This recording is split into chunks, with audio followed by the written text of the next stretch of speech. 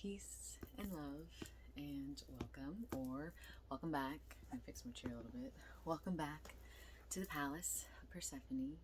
There are some things I usually begin my videos with, so I'm just going to go ahead and do that, and then we'll get right into this video because not necessarily what I typically do on my channel, but I'm feeling more and more called to it the more and more this comes up for me. So, welcome back to the Palace of Persephone. With the guidance of my spirit guides, pleading emissaries of light, the myriad ancestors, and ascended masters, I have been called to provide a space for empaths, healers, and all beings of light to receive messages, downloads, and healing. Through sharing what I feel called to by my guides, it is my intention that what channels through will reach who it is meant to. And I'm still reading this because I sat and asked my guides, what is the purpose of this channel? And I wrote it all down, so I'm still memorizing all of it. Through the new and full moon collective spreads that I do, I aim to bring clarity to the astrological time we are a part of, providing guidance on how best to navigate the path so that you may work with the planets for your highest good. Through my personal work with the collective during Reiki healing sessions, distance Reiki healing sessions, it is my personal mission and life path to provide planetarily based healing sessions to all who feel called to receive. Becoming a vessel for universal source healing energy, I honor the Pleiadians in guiding me to the path, the healing path I have been called to in this lifetime. To become a part of our healing collective, you can check out my Instagram, my Linktree, or my Patreon. All of that is in the description box below. So thank you for listening to that. Just opening up my intentions here and setting a portal with you all here for what I want to talk about today. And the best way to start it off is just to start from the beginning, as always. And it's kind of interesting when it comes to the dream world, where that really begins, because it's already such a very vague experience for some of us, and so for some others it's very obvious and clear. And I'm just going to burn some Palo Santo to clear out the space. I already cleared the space out this morning. I sat in meditation. I did my Reiki session. I ate some breakfast. Oops, that's what I get for laughing. Ate some breakfast, drank some water, expressed gratitude for the day, made my intentions for what I want to get done today, and now I'm doing it. But all of this that's coming out in this video right now is coming out because for the last... the original reason that I started this channel, it was originally called Lucid Lunix, and it's because I received the name of the channel in a dream. I was like, what should I call this? What am I going to be doing? What am I talking about? And the dream world has been very helpful for me. There you go. Has been very helpful for me in clarifying what it is I'm supposed to be doing with the channel, what purpose it's supposed to serve, how it's supposed to help. And so a lot did come in the dream world. And recently, I've been getting a lot more dreams that have been very clear and obvious about like needing to take what happens in the dream world and actually applying it to the physical 3D world on this plane of existence. And so, like maybe about a week ago, I woke up in the middle of the night. I had a dream with my cousin in it. His name was Daniel, and we were talking about something. It kind of almost felt like we were in Egypt, but I remember I was talking about the power of the wind, and needing to speak about the power of the wind and my experiences. But when I woke up, I literally sat up in the middle of the night and just said, read the book of Daniel. And then I went back to sleep. But I knew I said it out loud. And if I say it out loud in the middle of the dream space, I typically remember it. So I woke up the next day and I was like, okay, well, I guess I need to read the book of Daniel. So I went into we have a Bible in the bathroom. So I went and opened up the Bible. And I was looking at the book of Daniel, and it was like I don't know what version of the Bible it is. I want to read my partner's, but in this version of the Bible, it was the first like maybe 2 paragraphs. It already spoke about how Daniel had the gift of prophetic dreams, and he could interpret dreams. And I had a dream about reading the book of Daniel, which is about a person who interprets dreams. And so after recognizing that and being like, oh, wow, and I shared it with my family too, because some of my family members had told me that some people in our family have the gift of prophetic dreams and visions. And so I sat with that and received that, and I was like, okay. And so I've always been... I haven't always, but I've been working on keeping a dream journal ever since I started my more deeper personal spiritual journey, which was like started in 2017, but I didn't get heavily into my dream journal until 2019 and into 2020. But I have a dream journal underneath my pillow, and what's been coming up in the last week has been very interesting. And all of this is being woven together. I'm already 5 minutes in, so I'm trying to kind of like condense it. It might just have to be long, but I was receiving a lot in the dream world this week, and then this weekend was the new moon in Scorpio, and then some events recently happened at a Travis Scott concert. If you are aware, you're aware. If not, then you don't need to necessarily delve too deep into the world to understand what has occurred there, and I don't recommend that you do, because I didn't even try and dive that deep into that world. I just tried to like dip my toe into what occurred so that I could get some more understanding, so that I could speak on the power of music and the power of sound and the power of choosing what you allow your body to listen to and what you allow yourself to receive. Because just like you eat something and it affects you, you hear something and it affects you. It is a sense, and sometimes I think we forget that. But anyhow, so something recently happened with that concert. I was doing some research into that so that I could make a video with my partner. I was like, we should really speak about the power of sound, because my partner and I are moving into a path of being sound healers. And so I was like, this is the perfect opportunity to show people, like, please be mindful of what you listen to. But anyway, so I was doing a little research into that, and this weekend we went to go visit some family members, and we were listening to different kinds of music than we're used to listening to. And I did Reiki in the mornings, but I wasn't doing Reiki at night, so I wasn't clearing off my energetic vessel as much. And I say all of this to say that I had a very interesting experience last night. I had a night terror, and I don't get night terrors a lot. Typically, I just get dreams that really speak to the work that I'm doing in the dream realm with other people. Sometimes we're doing like healing ceremonies together. It really depends on the nature of the dream, what I'm doing. Well, last night I had a night terror, and I don't think it's not a coincidence. I don't ascribe to, oh, it's just a coincidence. I think it was in direct relation to what I was allowing myself to receive visually and audioly. I don't know if that's the word. In trying to do research about what happened at the Travis Scott ritual ceremony thing that happened at his concert, so that I could parlay a message of being really mindful of what you listen to. So I'm going to quickly just go over some light details so you can understand why what I received in my night terror was so paralleling to what I received from doing the research. So his concert occurred over the course of the new moon in Scorpio weekend. I don't think that's a coincidence. There were some parallels to the amount of flames that were shown on his stage, as well as to the number of people who were claimed to have died at this concert. And there was some video footage from certain people who were there, who were expressing that there were more people than that were affected by this ritual. There was video footage from a guy's Telegram that my partner follows, with a visual of Travis Scott just still like in a trance singing as he's watching people die. It was very disturbing to watch. I don't recommend needing to look at that to understand that something odd was going on. And I don't listen to his music, so I don't necessarily know like his vibration. But then the entrance to his park is like a huge head of his where people enter into his mouth as he's swallowing their souls, and it's literally a parallel to a historical painting. I think it's from Dante's Inferno. It's an entrance into purgatory.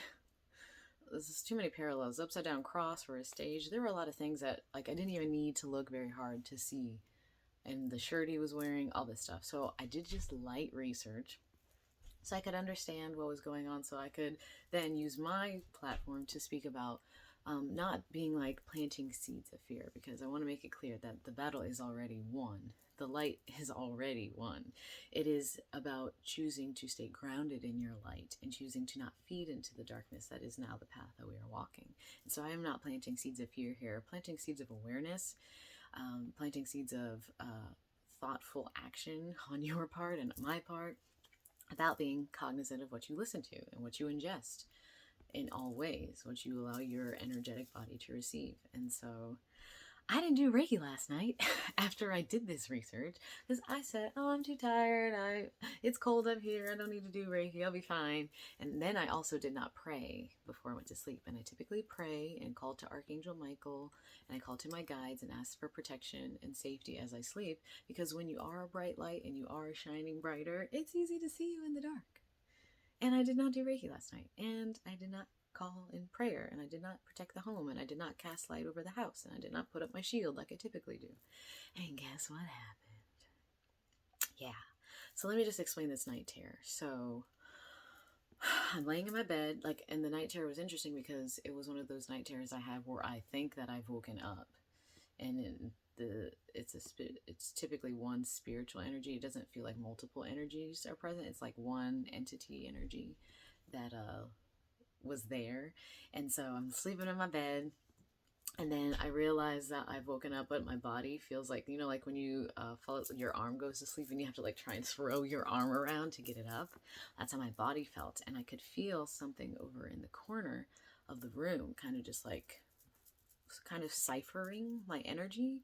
And so I was getting scared, and I remember I tried to reach for my lamp, which is right next to my bed, and as I was reaching for it, my arm felt really, really heavy, and I was like trying to get up to it. And then I put both my hands up to it, and as I went to turn the light switch, my finger stopped working and I couldn't turn it. So then I tried to take this hand and I started trying to click it, and it wouldn't click. And then once I finally, like, it felt like such a long time. This is one of the longest night terrors I've had. It took such a long time to get the lampshade to switch on, and then when I switched it, it wouldn't turn on. And I tried to like turn it a couple of times and it wasn't turning on. I could feel my heartbeat because I could feel the energy was just like, it's one of those energies that doesn't necessarily want to physically harm you or like put their hands on you. It just feeds off of you being in fear. So it was just feeding off of me being in fear of like thinking it's going to come for me as I'm trying to turn on the light, because I was trying to turn on the light to cast it out. And so then I'm thinking I'm awake. I say, oh yeah, that's right, this lamp is unplugged, that's why it's not turning on.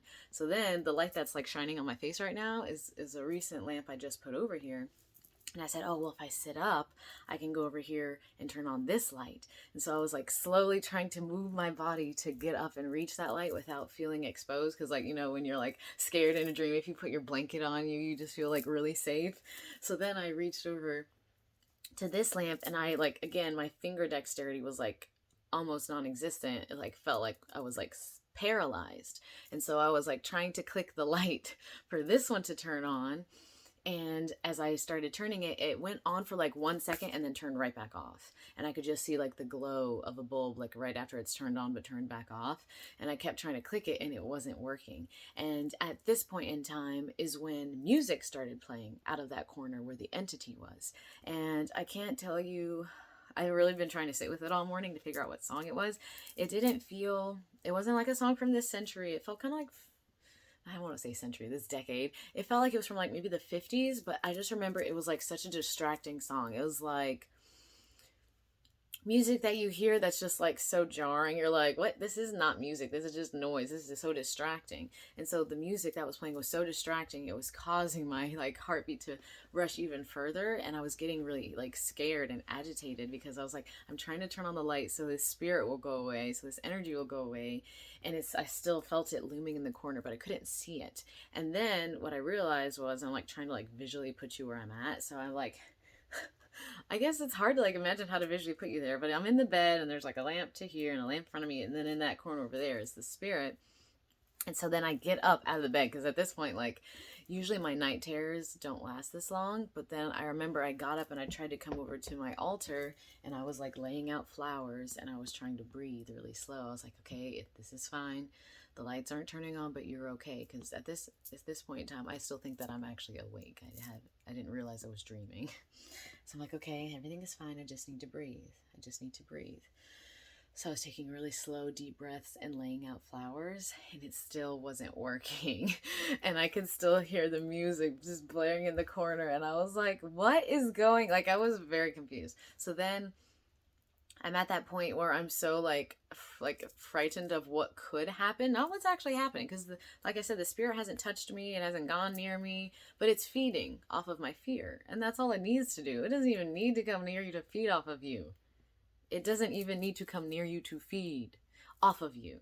And so I walk over here and I'm so angry at this point. I'm just like, And I remember I was like trying to like, usually if I like pray or like breathe, I can like get it away, and it was like not working. And I think the music that it was playing was so distracting and jarring to my energy field that I couldn't even do it. So I remember standing, I got up and I stood on the floor and I looked at the corner where it is. And the corner where it is in my room is actually where the door to the attic is, which is kind of creepy.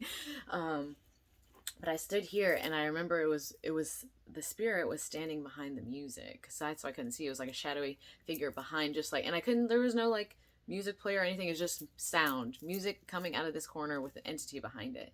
And so I stood here and I just screamed. And I screamed at it, and there was no actual sound coming out of my throat. I didn't make any noise screaming. I just remember literally going like, and like screaming at it. And once I screamed at it, it like switched over to another station and then played something for like maybe 2 or 3 seconds. And then it switched over to a song that my niece listens to, by Olivia Rodrigo. It was like, looking for you, you look happy and healthy, baby. And since we always listen to that, we're just kind of having fun and dancing, it like snapped me out of like the fear that I was in. And so hearing that, like, oh, wow. And like, I remembered, like, yes, my niece, oh, music, like feeling a higher vibration of the memories I experienced listening to that song with her, and like the like humor we have, because she like likes to play it all the time and it drives my partner crazy. So it has a lot more joy and lightness to it. And it like hit me. And then I woke up, my eyes were open in my bed, and I was kind of laying on my back. I never sleep on my back. I try not to sleep on my back, because when I sleep on my back, I feel like it leaves my whole energy field open to be preyed upon. I usually sleep on my tummy or on my side and away from like the openness of. And I don't know if I've kind of always done that, but I've always felt weird about being on my back. And I think I'll feel less weird about that the more that I pray, the more I like I've already wanted, once I have my own place, to put obsidian on the corners of the bed and to be very intentional about protecting the sleeping space, because there's so many things that I see occur when people are asleep that it already calls to me to do that. But anyhow, so I scream and the channel changes. I wake up and then I blink and I'm like, oh my gosh, that was all a night terror. And so I'm still scared. I wake up and my chest is exposed. So I turn over to my side and I felt my pulse. It was like, da-dun, da-dun, da-dun, da-dun. So it was really, really feeding off of me. So I turn to my side and I start trying to breathe really slowly. And I'm like, okay, everything's fine. I still felt like the energy was in the corner, kind of enjoying seeing me like this. And I wanted to get up and turn on a light to go back to sleep because I was so scared. But I was like, I'm not going to give this energy the pleasure of seeing me have to get up in fear to turn on a light to go to sleep. I was not about to allow that to happen. So what I did was, like I did the other night when I woke up and was like, just had read the book of Daniel, and then learned that Daniel is interprets dreams and receives prophetic dreams. I sat with my guides because I called them in, and I didn't call them in before bed like I should have. So I called to Archangel Michael, who is the great protector, who cuts. He uses his sword to cut off the imbalances in your life, cutting off energies and connections that don't serve you. And it was feeding off my energy. So I called to Michael. And I call thrice. I always call 3 times. So I call to Michael. And I also recommend, if you're calling to your guides and you mess up one of the words, start over, because I said like Archangel Michael, and then I went like Archangel, like it like messed up a little bit. And you would usually think, okay, that's fine. No, it has to be completed correctly thrice. And I got that download from watching Labyrinth. And she was like accidentally about to say an incantation, but she missed one of the words. And like, oh man, she didn't say it right. The spell's not going to work. And then she redid it and said it correctly, and then it worked. So I was like, oh. So I know sometimes if you're trying to cast protection over yourself and something doesn't want you to, that it's important that you have clear words and intention. So I started again, and then I called to my Pleiadian emissaries. I called to every one of my guides. I even called to my ancestors, which I typically don't like. I typically don't do any other ancestors other than my Lemurian ones. So I was like, on any of my ancestors, I was like, I called to you and asked for you to be here with me as I enter back into my sleep realm, protect me, protect the house. And I visualized white light moving through the home. And as I visualized the white light moving through the home, the energy did cast itself out of the house. And then I felt a little better, but I was still like really upset, like, let me sit with this. So I sat with it. I'm actually pretty impressed that this is only 19 minutes, because I didn't know how long this is going to take me to talk about. So I sat for a moment and was like, well, I received that night terror for a reason. You don't just have a bad dream for no reason and then just go to sleep. I was like, I don't want to be awake and thinking about this, but I need to sit with it a little bit. And so I didn't get up to turn on the light. I lay there, called to my guides, asked for protection, and I turned to my side and I connected to my breath and I slowed it down, remembered that I was safe. Grateful that I had woken up because, oh my God, it literally felt like such a long time. There's no such thing as time. So it just felt like I was in that moment forever. Now, I say all of this to say that last night I was doing research into this concert. I was doing research into what occurred, and even Googling something, even looking up something, is pouring your energy into it. And then that whole event can pull more energy from that. So even though people lost their lives and were sacrificed in this way in that event, looking up that event and looking into it and feeding into it feeds that whole thing even more. I didn't cast protection. I didn't do Reiki last night. I didn't do the things that I typically would do. And so I sat last night with it and I was like, well, what happened in the dream? Well, I was having trouble turning on the lights. And I've had night terrors before. I've had these experiences before where turning on the lights usually like it's kind of interesting to recognize when it does occur, because it always kind of feels like maybe the same entity does this. But whenever I'm having a night terror or an energy has come to like mess with me or feed off my fear or my energy, I try to turn on lights and the lights won't turn on. And that's my first indication, okay, something's here messing with me because I can't turn on the lights to cast it out. So last night was a little different though, because I really sat with that. I was like, well, I always do try to go turn on the light to cast out whatever I feel is feeding on me in my night terror. And so I couldn't turn on either light. My dexterity wasn't working. And I realized, well, the purpose of me turning on the lights is because the light casts away darkness. But as I was sitting with that, my guides they were like, I called to them. So they were speaking with me and they're like, well, you don't need those lights. You are the light. I am light. I am light energy. So I think, or I have a feeling when I experience a night terror again, to have that awareness that if I do go to turn on the lights, because most likely I will try to just go turn on a light in a night terror again, but then realize, wait, I am the light. I am the light and I can cast my light. And so what I did differently in my night terror that I'll most likely try to be conscious and lucid of next time is I stood there and I screamed at it. And typically that's what I do once the light doesn't work. I scream at it because I'm just so upset and I want it to get away. So typically I scream at it.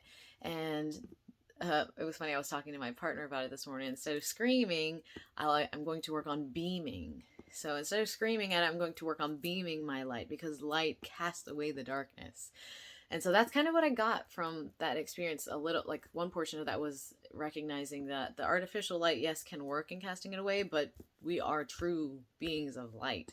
And our light is the strongest light, which is why they're even there to feed off of you in the first place, because they feed off your light and they can cast it away if we don't allow that to, if we don't, oh my gosh, consent to any infringements.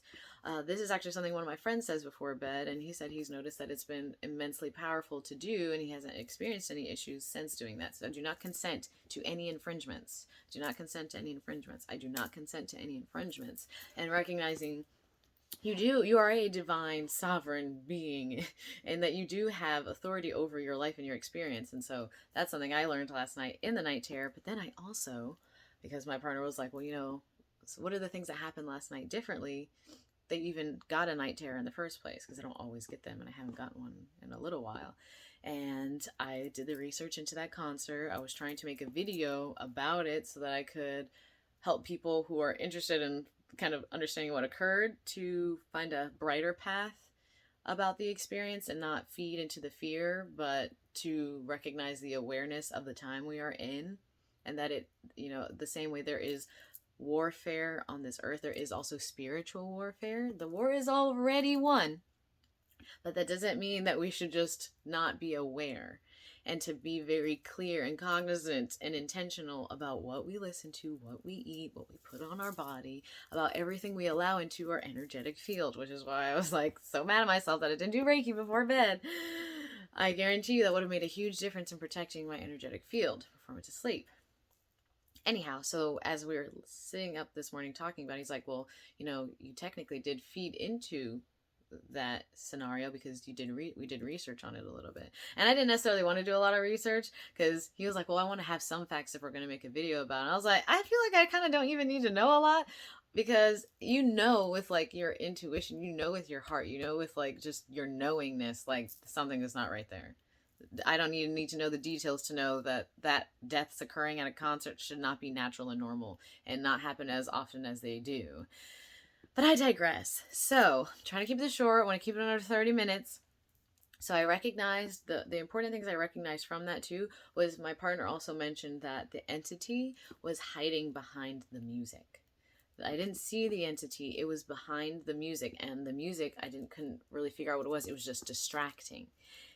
In the same parallel of people going to a concert to listen to music, maybe like how it sounds, but the music is just a distraction for the entity that is behind the music, feeding off of you, ciphering your energy, feeding off of what occurred there. I felt like my dream last night was like the best way to explain to me what occurred at that concert, which was the music being a distraction for the actual entity that was behind there, feeding off of people. And people died, so it literally ingested souls. That's literally what the entrance of his concert looks like.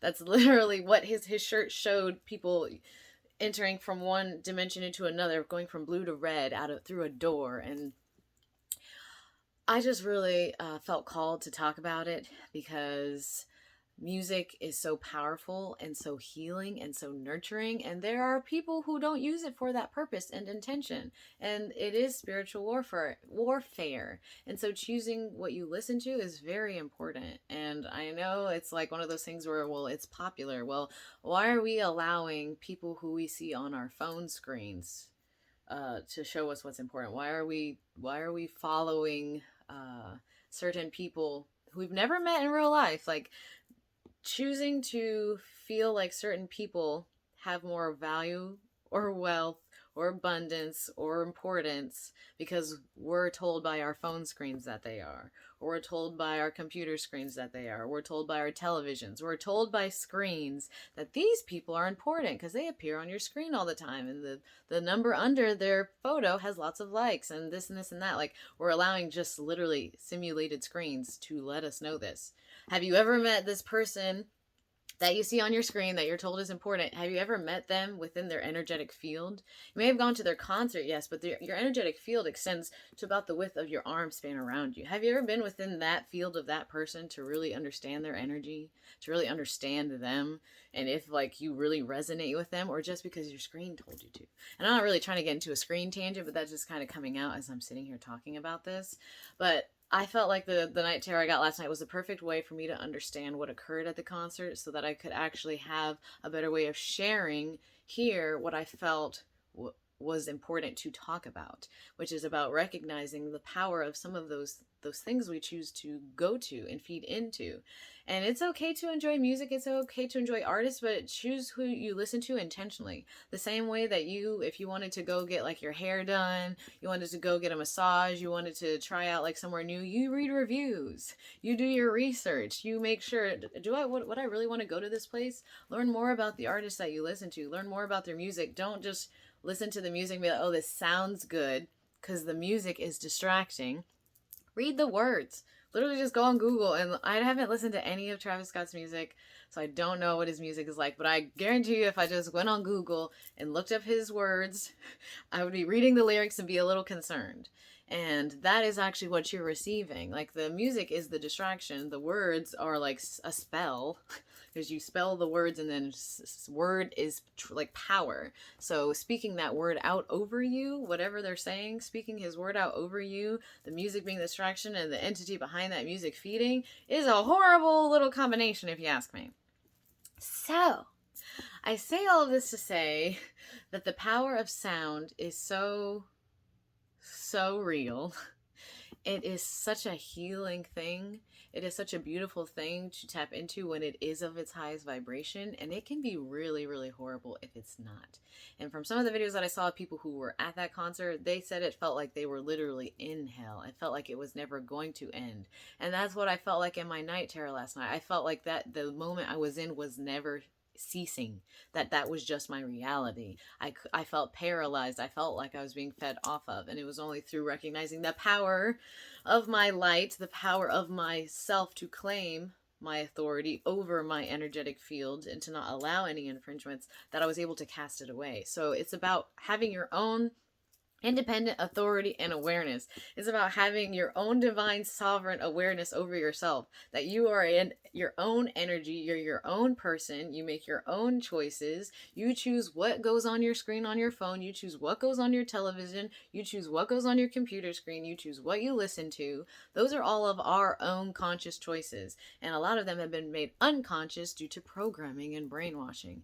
So a lot of it is up to us.